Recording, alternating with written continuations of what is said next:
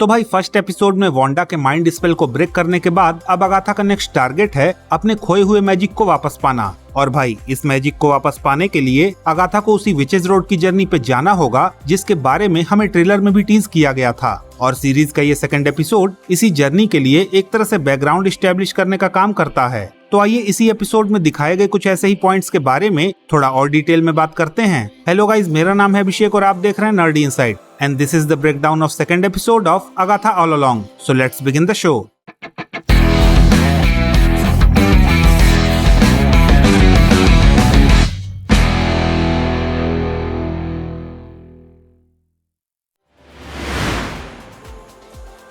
अब भाई एपिसोड की शुरुआत में अगाथा कहीं जाने के लिए तैयार हो रही होती है, तभी टीन नाम से रेफर होने वाला वो लड़का जिसे अगाथा ने लास्ट एपिसोड में कैप्चर किया था, वो किसी तरह से अपने मुंह पे लगा टेप हटाकर उससे बोलता है कि अगाथा उसे भी अपने साथ विचेज रोड की जर्नी पे ले चले। जिस पे ऑब्वियसली पहले तो अगाथा मना करती है, लेकिन फिर उसके बार बार बोलने पे उसे अपने साथ लेकर चलने को तैयार हो जाती है।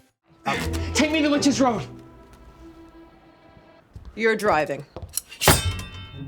अब भाई अगर विचेज रोड की बात करें तो मार्वल कॉमिक्स में 2016 में स्कारलेट विच की सोलो कॉमिक्स में इसे इंट्रोड्यूस किया गया था, जहां एज पर कॉमिक बुक्स ये एक डिफरेंट रेल्म है जिसे केवल विजार्ड और विचेज ही एक्सेस कर सकते हैं। जहां विचेज रोड की जर्नी में किसी भी विजार्ड या विच को कई सारे मैजिकल थ्रेट्स से गुजरते हुए इस रोड के एंड तक पहुंचना होता है, जिसके बाद उस विजार्ड या विच को ये रोड एक पावरफुल मैजिकल पावर ग्रांट करती है। अब भाई अगाथा और टीन के बीच में होने वाले कन्वर्सेशन के दौरान एक इंटरेस्टिंग पॉइंट तब आता है जब अगाथा उस लड़के से उसका नाम पूछती है, लेकिन भाई जब वो लड़का अपना नाम बताता है तो उसके मुंह पे एक एम का साइन बन जाता है और उसकी वॉइस इस तरह से डिस्टॉर्ट होने लगती है कि अगाथा को कुछ भी सुनाई नहीं पड़ता। इनफैक्ट ऐसा केवल एपिसोड में एक बार नहीं होता, बल्कि जब भी ये मिस्टीरियस लड़का अपने बारे में कुछ पर्सनल डिटेल्स शेयर करना शुरू करता है तो उसकी वॉइस सेम उसी तरह से डिस्टॉर्ट होने लगती है। Who are you? My name is.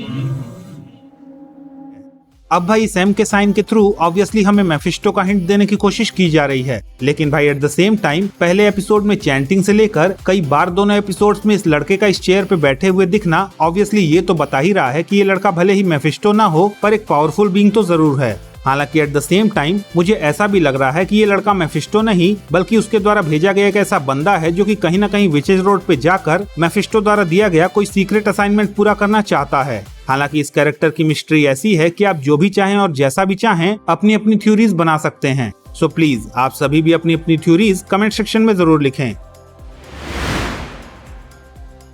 खैर इसके बाद अगाथा विचेज रोड पे जाने के लिए उस लड़के के साथ कवन को असेंबल करने के मिशन पे निकलती है, जहाँ पे वो सबसे पहले पहुँचते हैं मैडम कॉल्ड्रू साइकिक रीडिंग नाम की शॉप पे, जहाँ उन्हें मिलती है लिलिया कॉल्ड्रू नाम की विच जो कि अपनी साइकिक एबिलिटी से अगाथा को उसके कवन के लिए 5 नाम देती है, जिसमें उसके खुद का नाम भी शामिल होता है।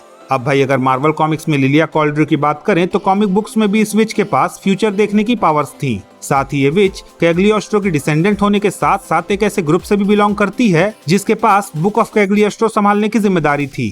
खैर लिलिया की लिस्ट लेने के बाद ये दोनों पहुंचते हैं जेनिफर केल नाम की विच के पास, जिसका कनेक्शन कॉमिक बुक्स में कहीं न कहीं अटलांटिस से होता है। अब भाई जेनिफर को आइडिया पिच करने के बाद अगाथा पहुंचती है एलिस वू नाम की कैरेक्टर के पास जो कि लॉरेन वू नाम की विच की बेटी है। अब भाई अगर कॉमिक बुक्स की बात करें तो वहाँ भी just like TV series Alice एक पुलिस ऑफिसर ही होती है। खैर इनके अलावा लिलिया की लिस्ट में एक ब्लैक हार्ट भी होता है जो कि कहीं न कहीं ग्रीन विच रियो विडाल के कैरेक्टर को सिग्निफाई कर रहा है, क्योंकि पहले ही एपिसोड में हमने रियो को ये कहते हुए सुना था कि उसका हार्ट ब्लैक है। It really warms the heart. You don't have a heart. Yes, I do. It's black. अब भाई एज वी ऑल नो कि रियो और अगाथा के बीच में 36 का आंकड़ा है, सो इसीलिए वो उसे कवन में रिक्रूट न करके अपनी नेबर मिसेस डेविस को रिक्रूट करती है, जिसे वांडा विजन शो में वांडा ने मिसेस हार्ट की आइडेंटिटी दी थी।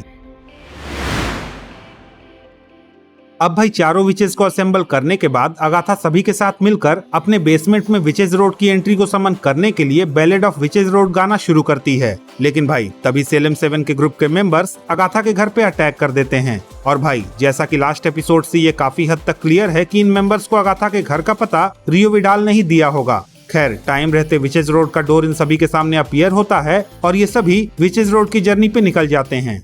I never doubted us for a second.